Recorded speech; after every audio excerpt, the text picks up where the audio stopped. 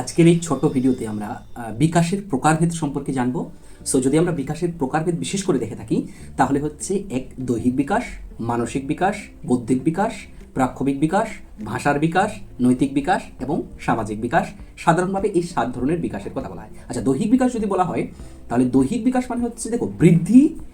দৈহিক বৃদ্ধি হচ্ছে আমরা বৃদ্ধি হব, আমাদের লম্বায় হচ্ছি, ওজনে বাড়ছি, এটাকে দৈহিক বৃদ্ধি বলা হয়। কিন্তু এই লম্বা এবং বৃদ্ধির সাথে সাথে যখন আমাদের কর্মক্ষমতা বেড়ে যাচ্ছে সেটা দৈহিক বিকাশের কথা বলছে। মানসিক বিকাশ মানে আমাদের চিন্তা করার ক্ষমতা, আমাদের কল্পনা করার ক্ষমতা, আমাদের সৃজনশীলতার যে বিকাশ, এটা মানসিক বিকাশের মধ্যে পড়ে।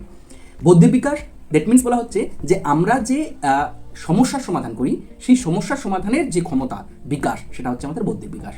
প্রাক্ষবিক বিকাশ সেটা কি না, আমাদের যে ভয়, রাগ, ভালোবাসা, ঘৃণা, হীনমন্যতাবোধ, এগুলো যখন আমাদের ডেভেলপমেন্ট হয়ে থাকে, তার মানে রাগের যখন আমরা রাগটাকে অ্যাংজাইটি বা রাগটাকে আমরা কন্ট্রোল করতে পারছি, সো দ্যাট মিনস সেটার আমরা বিকাশ হয়েছে। আর ভাষার বিকাশ যখন আমাদের উচ্চারণবিদ্যা, আমাদের শব্দার্থ বৃদ্ধি হয়েছে, শব্দার্থ আমরা বহু ব্যবহার করতে পারছি, সেক্ষেত্রে ভাষার বিকাশ।